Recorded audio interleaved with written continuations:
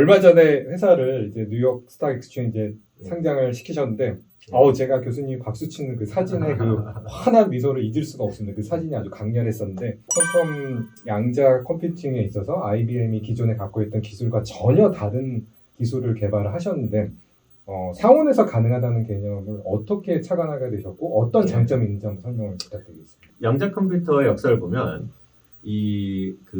사실 95년도에 저랑 저희 회사를 공동 창립한 크리스 먼로 교수님, 네. 그 다음에 그분이 같이 일하고 계시던 멘토 데이빗 와인랜드 박사님이라고 2012년도에 노벨상을 받으신 분인데 이 업적으로 그분들이 원자시계를 연구를 하면서 그 원자시계가 굉장히 양자적인 시스템이기 때문에 그쪽에 대한 기술을 많이 확보를 하고 있었습니다. 사실 양자 컴퓨터가 가장 처음 시작한 거는 아이언 트랩이에요. 그게 최초로 세계 최초로 양자 논리 연산을 데몬스트레이트 한 게 1995년도에 그 먼로 박사님이랑 와인랜드 박사님 팀에서 최초로 했습니다. 양자 컴퓨터를 만들기 가장 적절한 시스템으로 부분에 들었던 것 중에 가장 앞서가고 있었던 것이 사실 저희가 취하고 있는 아이언 트랩 방식이에요. 초전도 방식이 이제 IBM이나 구글 같은 데는 초전도 방식을 채택하고 있는데 그 초전도 방식은 99년도에 일본에서 가장 처음으로 그거를 큐빗, 퀀텀 빛을 레프레젠트 할 수 있다는 그 논문이 발표가 되면서 사실 그 출발은 그 아이언 트랩보다 몇 년 한참 늦었죠. 네. 이제 2000년대를 거치면서 그쪽에 초전도 연구를 하시는 분들이 많이 뛰어들어서 이 기술을 많이 발전을 시키셨고 그 다음에 저희 같은 경우는 이제 원래 원자물리를 하시는 분들이 주도를 하고 있었는데 저 같은 경우는 사실 원자물리 백그라운드가 없는 상황에서 2004년도에 이제 듀크에 부임을 하면서 제가 통신이나 광학 기술 이런 쪽에서 기술을 가지고 들어와서 이 아이언 트랩 시스템을 조금 더 상용화에 가까운 방식으로 하지. 그러니까 그렇게 해서 이제 저희가 시작을 한 거예요. 그 가장 큰 차이를 보면 초전도 방식은 이제 특정한 물질을 극저온으로 내렸을 때 저항이 없어진다. 그렇죠. 이제 실제로 저항이 없어진다는 초전도 현상을 활용하는 건데 그 초전도 현상이 나타나는 온도는 이제 물질에 따라 좀 다릅니다. 근데 그거는 이제 초전도가 없어지더라도 이게 굉장히 로버스트하게 작동을 하기 위해서는 온도를 많이 낮춰줘야 돼요. 그래서 실제 초전도 방식의 작동하는 온도는 0.01도 정도, 절대 온도 0.01도에서 0.2도 정도, 그 정도에서 작동을 합니다. 그 온도가 올라가면은 작동을 하지 않는데, 그러기 위해서 이제 거기에 맞춘 장비가 필요하고 그런 단점이 있고, 그쪽에서 생각하는 가장 큰 장점은 전자회로를 만드는, 특히 실리콘 칩들을 만드는 직접 회로를 개발하는 패브리케이션, 공정이 많이 발전이 돼 있어서 그 공정을 활용을 해서 초전도 물질을 사용해서 양자 컴퓨터를 우리가 마치 실리콘 칩을 만들듯이 그렇게 스케일러블하게 확장성이 있게 만들 수 있다는 것이 이제 그쪽에서 얘기하는 장점이고, 반대로 거기에 단점은 이제 큐빗들을 이렇게 패브리케이션 하다 보니까 공정에서 약간의 변화들이 생겨서 똑같이 만들기가 좀 힘들어요. 그래서 약간의 오차 편차 같은 게 생기고 그 편차를 전부 다 컨트롤해서 잡아줘야 된다는 그런 챌린지가 있습니다. 거기에 비해서 저희가 하는 방식은 큐빗 자체가 원자이기 때문에 이 원자는 다 똑같아요. 자연이 만들어 놓은 원자라는 것이 같은 원자에 같은 동위 원소를 딱 찾아보면 모든 원자가 똑같습니다. 그래서 저희는 큐빗을 만드는 데 있어서의 공정 오차가 전혀 없습니다. 그게 가장 장점이고, 그 다음에 저희가 사용하고 있는 원자의 준위들이 있는 에너지 레벨이라고 해서 준위들이 있는데 그 준위들이 원자시계에 사용되는 준위들이라서 원리적으로 따지자면 양자 정보를 실제로 무한대로 저장을 할 수 있다는 장점이 있어요. 무한히 갈 수 없는 유일한 이유는 기술적인 한계 때문에 그렇습니다. 기술을 계속 발전시키면 큐빗의 저장성이 무한히 좋아진다는 그런 굉장히 펀더멘털한 근원적인 장점이 있습니다. 우리 측의 이제 단점이나 챌린지는 이거를 집적을 해서 컴퓨터로 만들 수 있는 기술이 있어야 되는데 아직 원자시계나 원자물리를 하는 데서 공정 자체가 실리콘에서 우리가 컴퓨터 칩을 만들듯이 그만큼 발전이 되지 않습니다. 그래서 이쪽에서 저희가 앞으로 이제 해야 될 챌린지와 동시에 기회가 되는 거는 우리가 계속 지속적인 기술 개발을 하면 지금 저희가 만들고 있는 양자 컴퓨터가 점점 더 규모도 작아지고 성능도 좋아지고 그런 것들을 할 수 있는 기술 개발을 할 수 있는 여지가 굉장히 많이 있습니다. 그래서 이제 저희 같은 경우는 기술 개발에 포커스를 하는 이유가 네. 그런 장점을 살리기 위해서. 네. 아이온큐의 투자한 회사들을 보시면은 예. 뭐 구글 벤처스, 그다음에 아마존 웹 서비스, 예. 그다음에 삼성전자, 뭐 에어버스, 현대기아차 이런 세계적인 기업들이 다 투자를 뭐 주주가 돼 있는데요. 이런 투자자들은 어떤 점을 좀 높이 샀다고 생각을 하세요? 초창기에 저희가 그 회사를 시작했을 때 지금 생각해 보면 당시에는 양자 컴퓨터 회사를 만드는 게 2015년도에 저희가 창업을 했는데 그게 굉장히 시기상조라고 생각하는 분들이 굉장히 많았습니다. 지금도 지금도 그런 생각하는 분들이 많고 특히 저희가 처음에 이제 투자자들을 찾아다닐 때 보면은 사실 저희가 회사를 시작한 거는 저희가 회사를 만들겠다는 의도가 있어서 투자를 찾아간 건 아니고 이 미국 워싱턴 쪽에 계시는 굉장히 유명한 그 New Enterprise Associates라고 NEA라는 큰 그 벤처 투자 펌이 있는데 거기에 어떤 그 파트너 한 분께서 저를 찾아오셨어요. 그래가지고 이 양자 컴퓨터라는 게 뭔지 이분은 사실 듀크 대학에서 물리학 그 학사를 전공을 하신 분인데 그 이후에 굉장히 큰 성공한 투자자가 되신 분인데 오늘 오셔가지고 이게 굉장히 그 비저너리한 것 같은데 회사를 한번 같이 해보자고 그렇게 해서 저희가 회사를 시작을 한 겁니다. 그리고 나서 이제 같이 그분이랑 같이 다음 투자자를 찾으러 다닐 때는 많은 투자하시는 분들이 좀 너무 시기가 빠른 것 같다. 아직 이게 기술이 수준이 충분하지 않은 것 같다. 그래서 헤스테이트 하시더라고요. 근데 제가 보기에는 지금 생각해 보면 많은 사람들이 시기상조라고 생각할 때가 적절한 시기가 아니었나. 저희는 굉장히 무리를 해서 시작했다고 생각했는데 지금 생각해 보면 그때 시작 안 했으면은 지금처럼 빠른 남들보다 앞서서 기술 개발을 하기가 쉽지 않았을 거라는 생각이 들어요. 벤처 투자자들은 리스크를 많이 테이크를 할 줄 압니다. 섹터를 보고 그다음에 거기에 그 기술적인 비전을 보고 그거를 실제로 끌어갈 수 있는 그 리더들의 성품을 보고 그렇게 해서 투자를 하는데 이제 처음에 투자할 때는 굉장히 작은 규모로 그렇게 해서 만약에 이게 잘 안 되면은 큰 손해를 보지 않고 접을 수 있게 작은 규모로 투자하고 그게 이제 성공적으로 다음 단계를 가면 점점 더 커지게 그렇게 해서 이 단계가 지나갈수록 기술적인 리스크, 그 다음에 비즈니스 리스크가 줄어들면서 리스크가 많이 줄어들수록 사람들이 조금 더 이렇게 리스크 어버스 하다 그러나요? 그런 투자자들이 점점 투자자들의 그 베이스가 커지게 되는 거예요. 그리고 저희가 사실 그 처음 2단계의 투자는 전부 다 그 벤처 펌들에서 받았는데 구글 같은 경우도 물론 구글 벤처스라는 그 전문적인 자회사가 전문적인 투자 회사입니다. 구글의 일부가 아니고 구글 그 비즈니스의 일부가 아니고 그렇죠.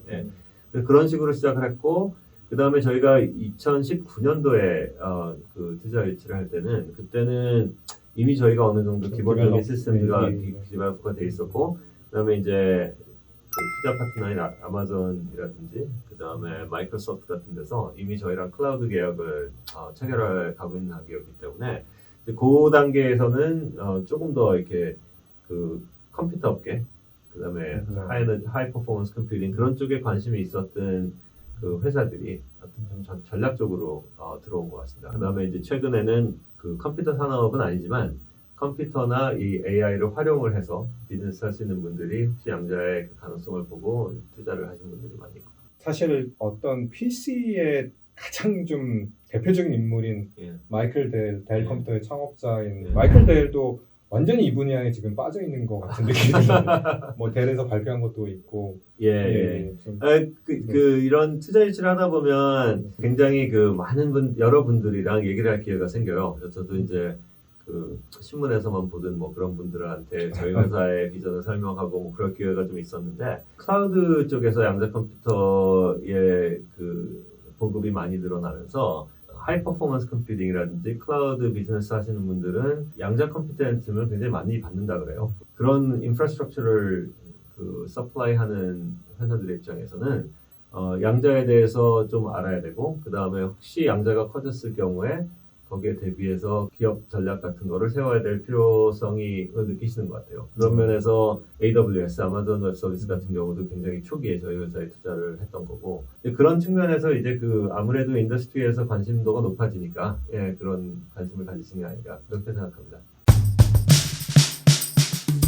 세상을 바꾸는 여러 이제 기술 중에 최근에 가장 주목받는 블록체인 기술이 굉장히 보안성이 뛰어난 걸로 사람들이 네. 이제 열광을 하고 있는데 사실 양자 컴퓨팅으로는 그거보다 더 뛰어난 어떤 보안을 이룰 수 있는 그런 기술로 이렇게 주목을 받고 있는데 예. 어떻게 봐야 되나요? 정말 블록체인 기술이 정말 양자 컴퓨팅으로 깨질 수밖에 없다 뭐 이런 전망을 하시는 분들이 많은 것 같은데요. 그 양자 컴퓨팅이 실제로 그 연구랑 상업적으로 그 다음에 특히 정부 같은 데서 큰 관심을 받기 시작한 이유가 피터 쇼라고 그 1994년도에 이제 AT&T 벨랩의 연구원으로 계시는 분인데 지금은 이제 MIT에 계시는 분인데 그분이 양자 컴퓨터를 활용을 하면 그 기존의 암호 체계를 깰 수 있다라는 그런 알고리즘을 개발하셨어요. 당시에 그 보안 쪽에 있는 분들한테는, 그 사이버 보안 쪽에 있는 분들한테는 굉장히 상당히 쇼킹한 큰 일이에요. 충격으로 네네. 다가왔습니다. 그리고 정보부 이런 데서는 큰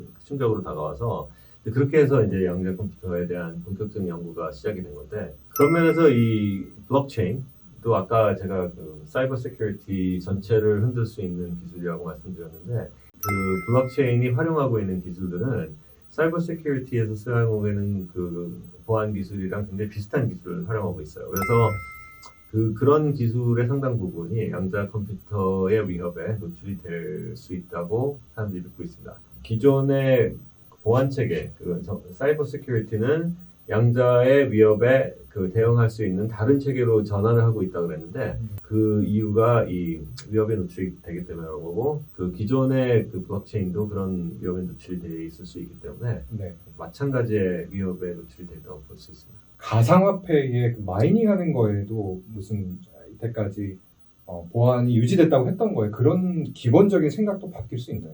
예, 제가 사실 그 마이닝하는 알고리즘을 잘 알지 못하는데, 제가 알고 있는 바에 하면 그 마이닝 알고리즘을 이 난이도를 사람들이 조절을 할 수가 있어요. 그래서 채굴을 사람들이 안 할 때는 난이도를 좀 줄여주고, 채굴을 많이 할 때는 난이도를 높이고, 그래서 이제 그 채굴의 그 공급을 예. 조절을 하게 되는데, 그 난이도를 조정할 수 있다는 얘기는 굉장히 어려운 문제부터 시작해가지고 이걸 점점 쉽게 해준다는 얘기거든요. 근데 그 굉장히 어려운 문제들이 아까 말씀드린 그 암호 체계하고 비슷한 메커니즘을 활용을 하는 거기 때문에 양자 컴퓨터가 정말로 그런 암호 체계를 깰 수 있는 정도의 수준에 도달을 하게 되면 그 기존의 블록체인은 그 굉장히 큰 그 도전을 받게 되고 잘못하면 그 체계가 다 무너질 수 있다. 뭐 그런 그렇게 분석을 사람들이 많이 하고 있는 것 같아요.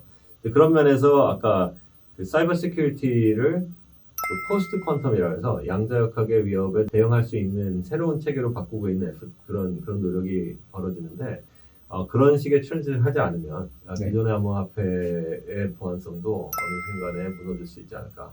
그런 대비를 하는 게 좋을 것 같습니다. 예전에 중학생 때 뭐 이 컴퓨터 그때는 한 286 컴퓨터 정도였나요? 예. 그런 말씀도 하셨는데 지금의 기술 개발 양자 컴퓨팅 단계를 평가를 하신다면은 예. 얼마나 큰 이 숲으로 가고 있는 건지 예. 사실 저도 뭐 예. 감이 전혀 없는데 지금 어떻게 평가를 하십니까? 예. 이 시장은 어느 정도 무궁무진한 가능성이 있다고 예. 어느 정도 평가하십니까? 지금 현재 양자 컴퓨팅 기술을 보자면 디지털 컴퓨터가 maybe 60년대 말 70년대 초 그때 보면은 이제 큰 메인프레임 컴퓨터들이 나와서 뭐 나사 같은 데서 뭐 그런 걸 활용을 해서 뭐 중요한 문제를 풀기도 하고, 그 다음에 반대로는 그 인텔 같은 데서 소위 말하는 마이크로 프로세서라는 거 만들어가지고 그 전자계산기 손으로 들고 다니는 전자계산기 같은 거에 대한 활용을 시작하기도 하고. 근데 그 당시로 돌아가 보면 물론 저도 그 당시에 살아있긴 했겠지만 태어난 지가 안 돼서 그 당시에 사람들이 어떤 생각을 하는지 잘 모르겠지만 이런 컴퓨터 기술이 얼마나 큰 변화를 가져올지에 대해서 물론 회의적인 사람도 많았을 테고 그 다음에 좀 적극적인 생각하는 사람도 많을 거예요. 근데 그 당시에 이 컴퓨터로 뭘 할 수 있을까 생각을 해봐서 나온 답들을 보면 지금 한 4, 50년이 지나서 돌아봤을 때는 저거밖에 생각 못했을까? 그런 생각이 들 것 같아요. 그 인터넷도 생각해보면 80년대 후반의 인터넷. 그래서 네. 막 처음으로 막 데이터, 개념 같은 컴퓨터 게. 사이에서 데이터를 보낼 수 있다는 생각이 들었을 때, 그 당시만 해도 뭐, 그 통신의 주류는 전화였고, 인터넷으로 데이터를 보내는 건 아주 작은 부분이었을 텐데, 한 불과 30년 사이에 지금 인터넷이 없이 우리가 생활할 생각할 수가 없지 않습니까?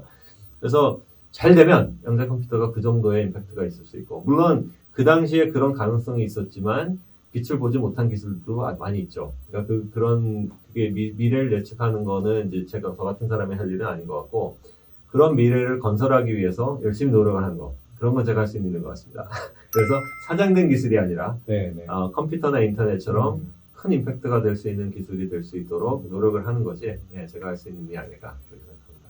제가 이런 상상을 한번 해봤는데 예. 주식 투자에도 퀀트라는 영역이 있는데 예. 그런 어떤 알고리즘 매매나 이런 것도 굉장히 실생활에서 많이 쓰이고 있는데 예. 그거보다 더 빠른 속도의 어떤 데이터 처리가 가능한 어떤 양자 컴퓨팅으로 예. 투자의 세계에도 큰 변화가 생길 수 있을까요? 좋은 질문인데, 제가 전문가가 아니라서, 제가 그 예를 들어서 어떤 식의 임팩트가 있을지 생각해 볼 수 있는 기회를 드리는 게 좋을 것 같습니다. 네네. 예를 들어서 옛날에 컴퓨터가 나타나기 전에는 그 모든 그 주식 거래라든지 그 실물 거래 같은 거를 전부 다 종이로 했어요. 그렇죠? 사람 브로커가 다 있어요. 예.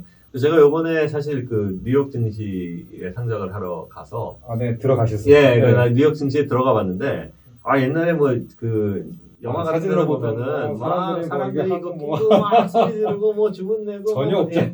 그게 전혀 없어요. 전혀 없고 그 실제 증시에 들어와 있는 사람 보면 저희 회사 직원들 그날 상장해서 구경하러 온 사람들 예. 그런 사람들만 들어오고 나머지는 전부 다 전산화가 돼 있습니다. 맞습니다. 그러니까 그런 걸 보면은 그 증시 같은 데서 최신 기술을 굉장히 빨리 받아들여요. 왜냐하면 조금이라도 그렇죠. 투자 수익을 낼 수 있는 기회가 있으면 사람들이 그 활용을 하기 때문에 제가 사실 이제 90년대 초반에 대학원에 와가지고 이제 물리학 박사를 받았는데 그 당시에 이론 물리 같은 거를 박사를 받은 분들이 할 수 있는 일이 참 많지가 않았는데 네.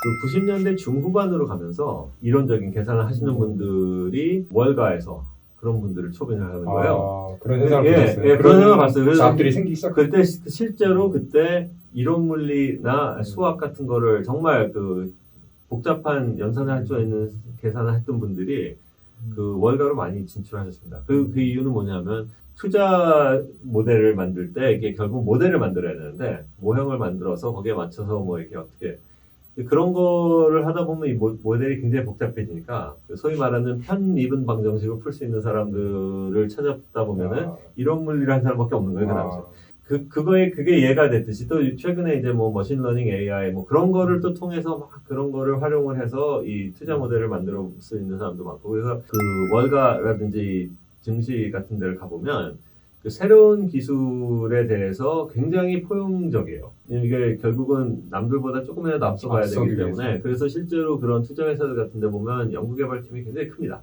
그런 연구개발팀에 그 우리가 상상하지 못했던 저런 사람들도 월가에서 일하나 하고 생각을 할 수 있는 굉장히 다양한 그 기술적인 전문가들이 들어가 있고 실제로 요즘에는 그런 월가의 그 회사들에서 양자 전문가들을 고용을 하기 시작했어요. 그런 사람들이 물론 그 투자를 하는데 굉장히 많은 요소가 있겠지만 그 중에서 실제로 그 양자 알고리즘을 활용을 해서 조금이라도 더 나은 모델을 만들 수 있는 방법이 있는지 그런 것들을 실제로 고민을 많이 하기 시작하셨어요.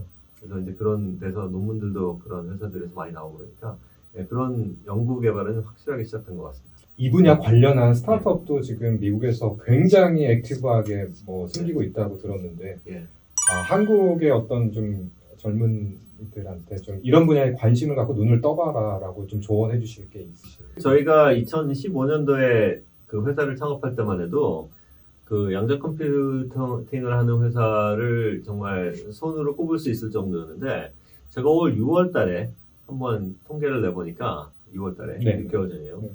양자 컴퓨터 관련 회사가 전 세계에 200개가 넘더라고요. 스타트업 회사들이. 근데 지금은 훨씬 더 많아졌을 거예요. 정말 우후죽순처럼 생겨나고 있으니까. 근데 그런 면에서 생각해보면 물론 지금 이게 굉장히 그 많은 가능성이 있는 분야고 제가 보기에 제일 중요한 거는 이 남들이 시작하기 전에 좀 리스크가 많더라도 먼저 시작을 하다 보면은 남들보다 먼저 기회가 어디 있는지를 볼 수 있게 되는 것 같아요. 그래서 물론 지금 뭐 양자 컴퓨터가 너무 늦었다고 얘기하기는 어렵습니다. 왜냐하면 컴퓨터 산업 같은 거의 발전을 보면 만약에 이게 정말 큰 경제적인 효과를 가져올 수 있으면 뭐 앞으로 무궁무진하게 클 수 있는 그런 가능성이 있는 시장이기 때문에 이쪽에 들어와서 일단은 조금 공부를 좀 해보시고 이게 뭘 하는 건지 그다음에 그쪽에 사람들이랑 상의를 많이 해보시고 제일 중요한 어퍼튜니티는 남들이 생각하지 못하는 아주 다른 두 개의 분야를 가져왔을 때, 융합했을 때 네. 기회들이 많이 생깁니다. 네. 근데 그러기 위해서는 조금 다른 분야들을 이렇게 해서 양자를 좀 더 넓게 보는 보다 보면 네. 이런 걸 접목을 시켜서 굉장히 새로운 거를 해볼 수 있는 기회가 생길 수 있으니까 좀 넓게 보시고 그 다음에 좀 리스크 테이킹을 좀 하시고 그 다음에 생각이 들어서 뭔가 기회가 있다고 생각하면 주저하지 말고 바로 나서서 행동을 옮기시고 그런 것이 좀 중요한 그 팩터들이 아닐까 생각합니다. 옛날에 타임머신이라는 게 있었는데 그게 리버스 타임머신이라고 할까요? 미래로 이미 가 있는 저 슈퍼맨 초능력자를 오늘 뵙고 나서 생각에 많은 좀 발전을 이룰 수 있는 좋은 계기를 만들어주신 것 같은데요. 시청자 여러분 너무 감사드리고 앞으로 아이언큐가 그런 새로운 미래를 창조하는 데 있어서 정말 선도자 역할을 계속 해주시기를 저희가 다 바라면서 또 좋은 회사로 계속 육성해 주시기를 부탁드리겠습니다. 열심히 노력하겠습니다. 감사합니다. 네, 감사합니다. 여러분 좋아요, 구독 꼭 부탁드리며 김정상 교수님 계속 응원 부탁드리겠습니다. 감사합니다. 네, 감사합니다.